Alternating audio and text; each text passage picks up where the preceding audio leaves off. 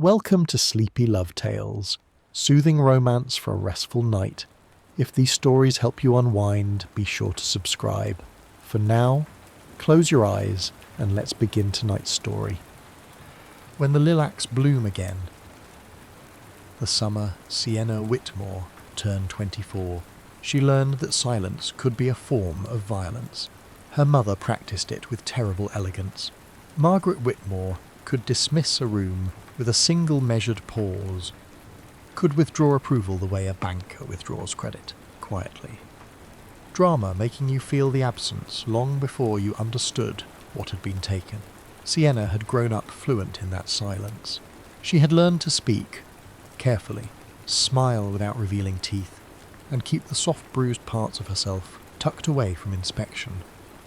The way the Whitmore women always had, which was to say, thoroughly and forever. It was the 22nd of August, 1968, and Hurricane Celeste was 4 hours from the Georgia coast. In the formal dining room of the house on East Gaston Street, the ceiling fan turned slowly above a table, set for 9. The bourbon decanter caught the last yellow light of afternoon. Her mother sat at the head of the table, wearing a linen dress, wearing a linen pressed into a kind of moral perfection. And she spoke to Sienna the way one speaks to furniture that has developed an inconvenient opinion. "Thomas Bellamy is a good man," she said. "His family is one of the finest in South Carolina, and he has chosen you specifically." "I know his qualities," Sienna said. "Then I cannot imagine why you persist in this sulking." "I'm not sulking. I'm trying to explain to you that I do not love him." The pause that followed was exquisite. A single raised brow, a small adjustment of the napkin ring. "Love," her mother said, as though testing the word's structural integrity and finding it wanting. "Sienna, what you're describing is infatuation. What I'm describing is a life." Sienna set her fork down without making a sound. It took everything she had. She drove toward Tybee Island at 9 o'clock. In a borrowed car with the radio warning her in calm official tones that the storm surge was expected to reach 6 feet in low-lying coastal areas. That evacuation was mandatory in zones 1 through 3. That people should remain indoors. The Spanish moss moved sideways along East Broad Street. The sky had turned a colour she had no word for. Not black, not green, but something between those two that felt geological, ancient, like a colour from before colour was named. She did not have a destination. She had only a direction, a way. The water came up through the floor of the car. Not dramatically, not like the movies. It simply arrived cold and black, rising around her ankles with the patient indifference of a natural force that has no opinion about what it destroys. The engine seized. The street had become a river, and the river was still climbing. She tried the door, and it resisted. The pressure differential holding it shut, and she felt for the first time in her carefully managed life a fear so clean and absolute that it cleared her mind entirely of everything her mother had ever taught her. She got the window down. She got herself halfway out.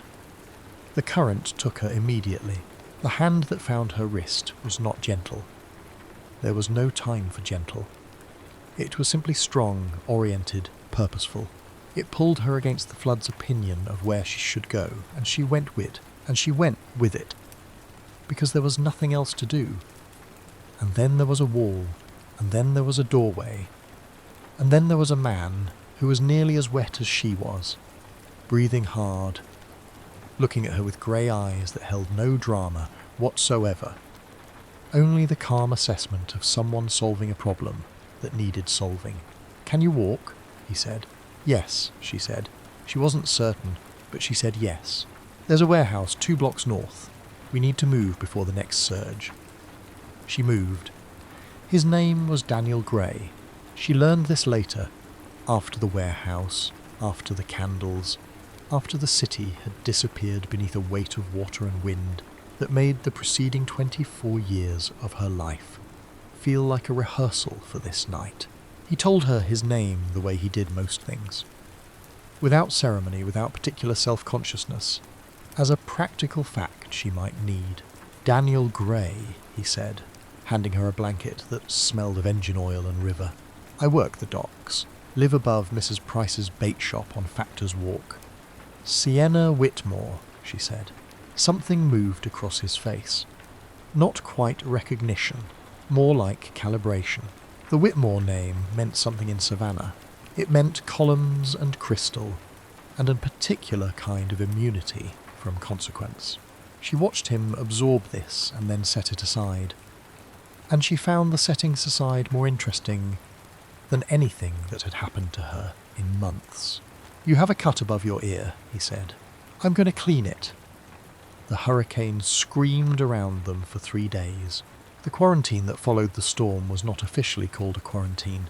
It was a matter of flooding, of compromised roads, of a city rearranging itself around its own damage. But for 9 days, Sienna Whitmore could not go home. She stayed in the apartment below Daniel's in a small spare room that Mrs.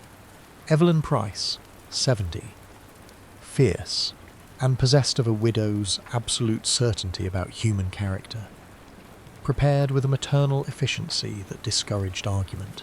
There was a narrow bed, a window overlooking the flooded alley, and a lamp that worked. It was the plainest room Sienna had ever slept in. She slept deeply there, and she did not dream about Thomas Bellamy once. The 9 days were ordinary, in the way that all the most important things are ordinary. They ate canned peaches by lantern light the first night, sitting on opposite sides of a kitchen table whose surface bore the evidence of years of use, coffee rings, a carved initial she never asked about, a long pale scar from some forgotten accident. Daniel opened the can with a knife and divided the peaches with the same unconscious fairness she had observed in him all day. Equal portions, the heavier half toward her. She noticed this. She noticed all of it. He read in the evenings. Not to impress her. He had been reading long before she arrived. The stack of library books on his windowsill. Proof of a practice. A life. He read Whitman. He read a water-swollen copy of Neruda. He explained he'd found in a box left outside a building on Jones Street.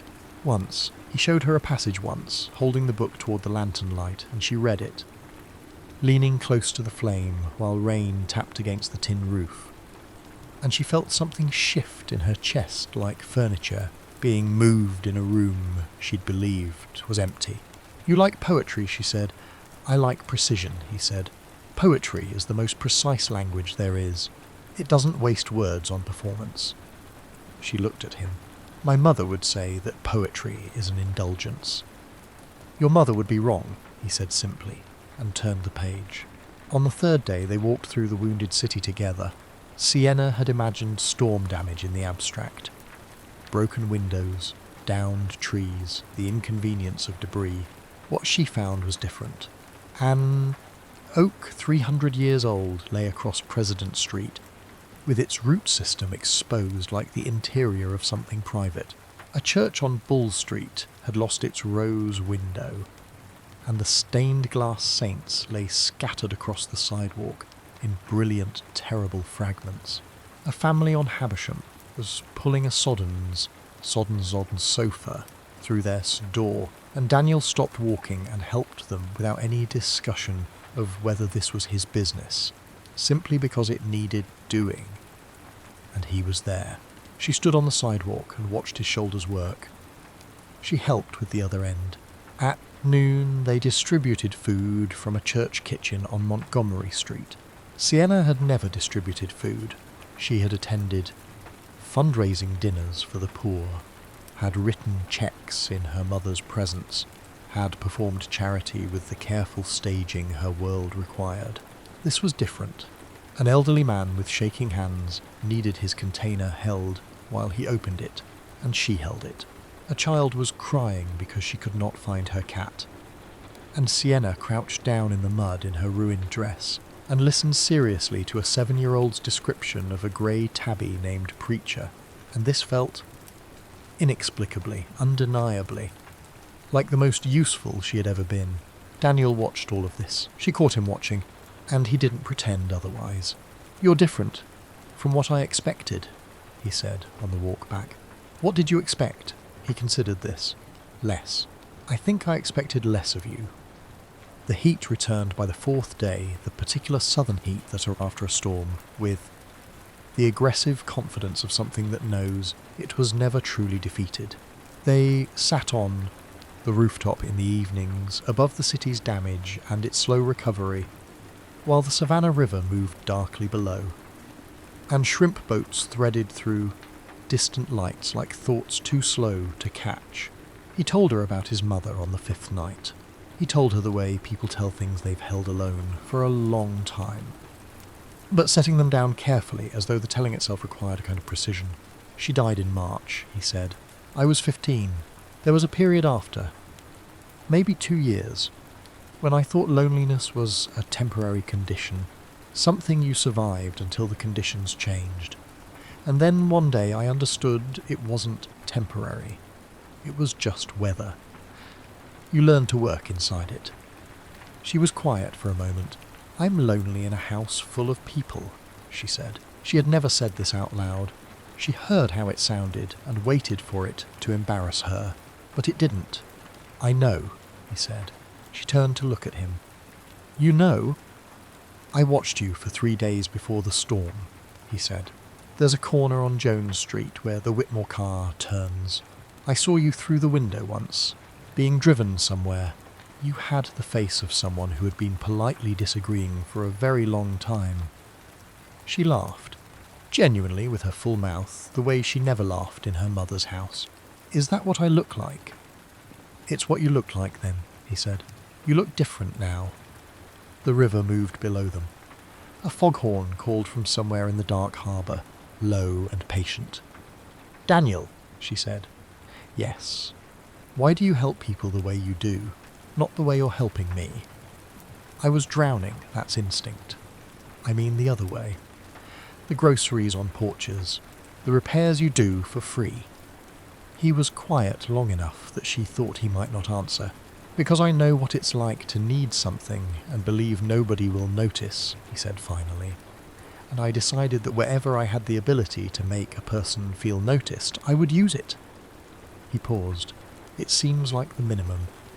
It seems like the least a person can do." She felt something turn over in her, slow and irrevocable, the way the earth turns without a sound. On the 6th day, he brought her lilacs.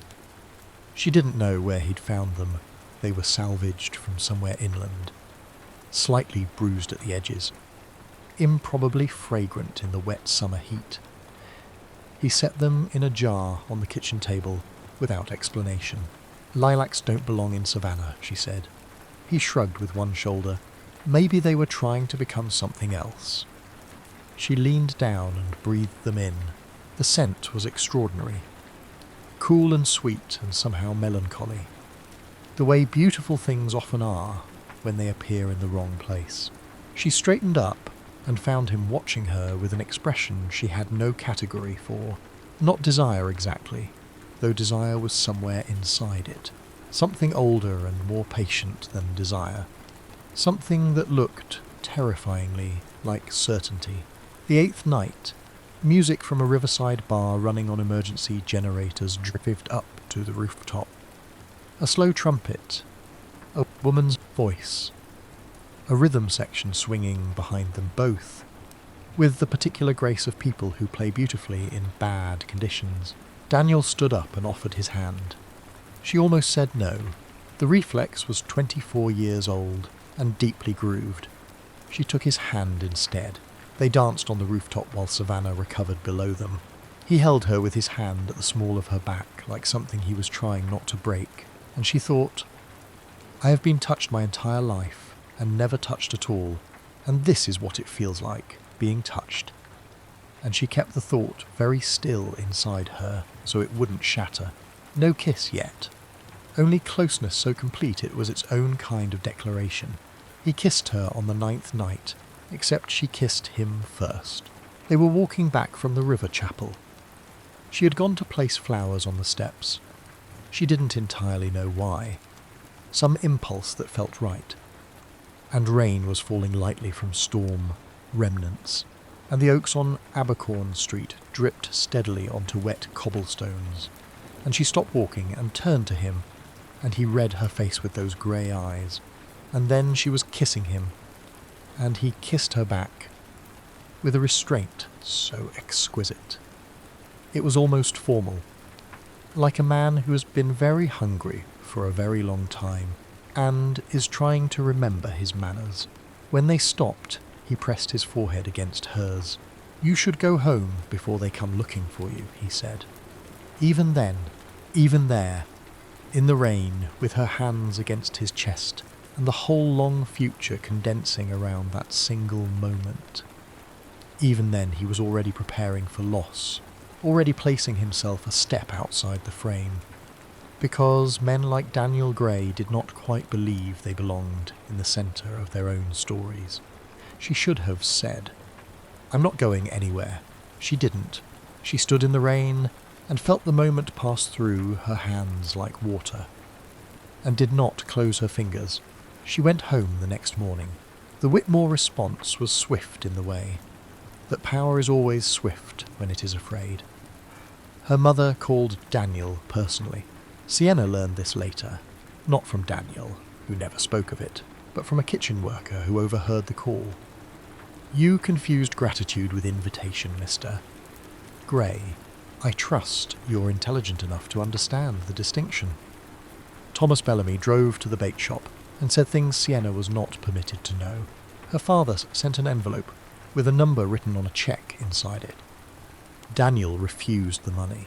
Sienna was taken to her aunt's home in Charleston, under the language of recovery, rest, perspective. Her letters were redirected. His letters, she understood this only decades later, never arrived at all. They were intercepted the way rivers are dammed. Quietly, structurally, with the confidence of those who believe they are managing nature for nature's own good.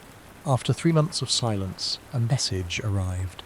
Not from Sienna, but from Margaret Whitmore. "She has chosen her future. Do not embarrass her further." Daniel read it twice.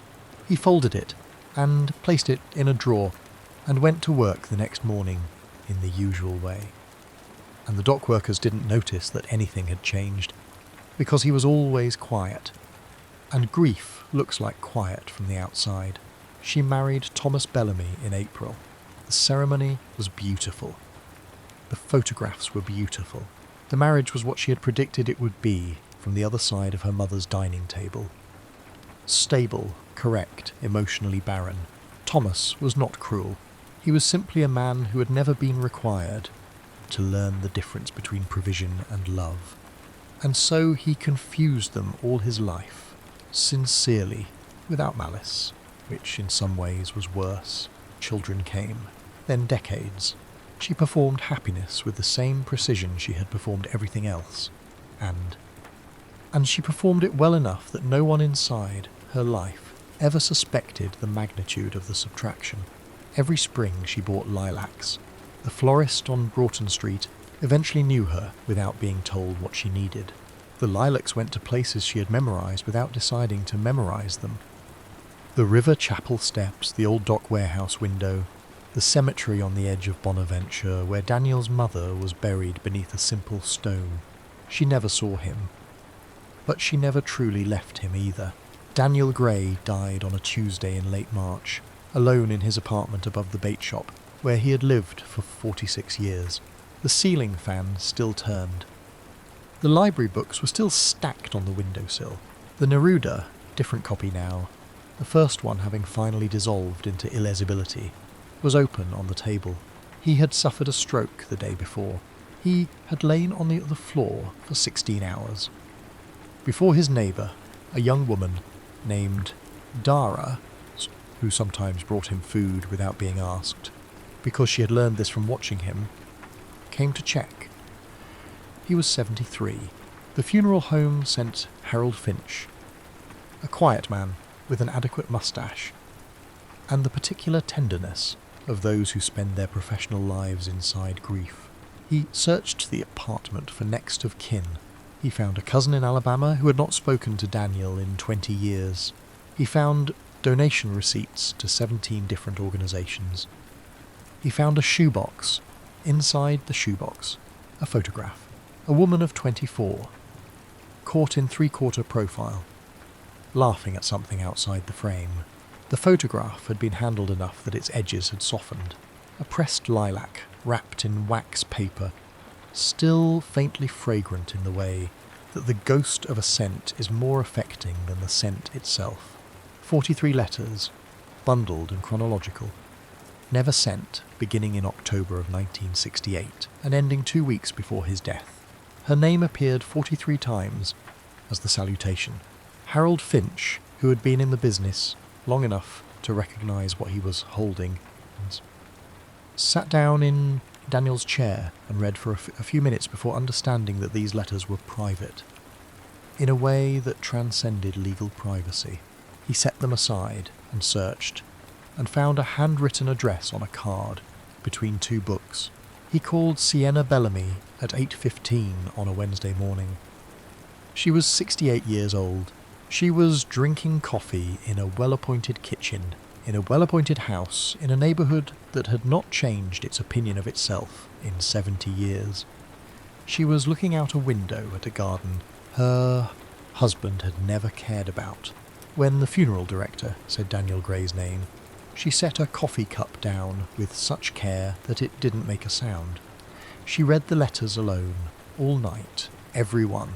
What devastated her was not the content, though the content was devastating. What destroyed her was the register. She had spent 40 years braced for accusation, for the weight of his abandoned future landing on her shoulders, where she had carried it anyway, invisibly, beneath every ordinary day. She had expected anger. She had expected sorrow weaponized. Daniel Gray had done neither. He wrote, "I heard there was a storm along the coast last week, and I thought of you. I hope your house was high enough." He wrote, "I found a poem I think you'd enjoy, but I can't send it. So I'll just say it exists somewhere in Neruda, and one day you could find it yourself if you wanted." He wrote about years of springs, and years of summers, and years of watching the river move, the way it always moved, which was to say, carrying things away, returning nothing, remaining beautiful anyway. He wrote about fixing the window of an elderly woman on Tatnall Street, and how she'd insisted on giving him lemonade, and they'd sat on her porch for 2 hours while she talked about her husband 20 years dead, and how he'd driven home thinking that love doesn't actually end. It just changes addresses. He wrote 2 weeks before his death, in a handwriting she could see had grown unsteady. "I kept hoping the world would eventually grow kinder to us, but maybe love is not measured by what survives. Maybe it is measured by what remains gentle after it is broken." She had remained, after it was broken, many things. She had remained composed and functional and dutiful and, in her way, kind. She had not remained gentle. She understood the difference only now, reading his word for it in the lamplight at 3 in the morning, 68 years old and shaking. He had remained gentle. He had spent decades loving strangers because he knew what loneliness felt like from the inside, and because it was the closest he could come to loving her safely. Every lilac he'd ever ordered for a widow's funeral, every hospital patient he'd sat with, every anonymous act of care that had rippled through Savannah without a source, she now understood. These were not separate from loving her. They were loving her, diffused outward into the world, because the original direction song was closed, pouring into every crack they could find. No one should leave this world believing they were unnoticed. He had written, and she understood. This was his grief transformed. This was what love becomes, when it cannot go where it is directed. It becomes general. It becomes enormous. It becomes, in the end, larger than it would have been if everything had gone right. She had expected an empty funeral. The chapel on Habersham Street held 60 people, and there were 93 in attendance. More arrived during the service, and stood in the doorway and along the outside wall, dockworkers in clean shirts. A school principal Sienna did not know. Nurses from 3 different wards at Memorial Hospital, a woman of 80, who had been brought in a wheelchair by her granddaughter, and who wept with the unself-conscious honesty of the very old, children now grown, who had received new school clothes one autumn, and never known the source. Flowers filled every surface of the chapel. They kept arriving throughout the service. Lilacs disproportionately. Someone had remembered his preference, or multiple people had remembered separately, which amounted to the same thing. Sienna sat in the 3rd row and did not speak. She was not introduced. She had not been expected, and she did not explain herself. She listened to the people who stood to speak about him. The young woman named Dara, who cried through her entire statement, but did not stop speaking. A retired dockworker who said, Daniel Gray was the only man he'd ever known who could make you feel like your problems mattered, without making you feel like a problem. A priest, old now, who said he had spent years talking with Daniel about love, and that Daniel's conclusion had been this: love that cannot find its object does not disappear. It is redistributed. It goes somewhere. The universe does not waste it. Sienna looked at the flowers covering every surface of the chapel. She had placed her own lilacs at the door before taking her seat. She had not known there would be others. She had imagined herself, as she had imagined for 40 years, as the only person who understood what was being lost. What she understood now was different and worse and better all at once. That Daniel Gray had spent his entire life making sure that the people around him received flowers during their grief, and that no one, not once, not ever, had given flowers to him until today, when he could no longer see them. At the graveside, beneath the live oaks of Bonaventure, the rain came. Not violent, not dramatic. The soft, persistent Savannah rain that asks nothing of you and simply arrives and continues, leaving everything it touches darker and more itself. Sienna stood at a distance from the others, while Father Lucien spoke the words that are said over all graves, regardless of who lies beneath them. She held her lilacs. She had meant to place them on the casket with composure, the way she had placed things composedly for 40 years, with the elegant restraint that her mother had installed in her, like permanent architecture. Instead, she stood in the soft rain and felt 40 years of managed grief rise through her like water, through compromised ground, finding every crack, taking every weakness, arriving everywhere at once. She wept.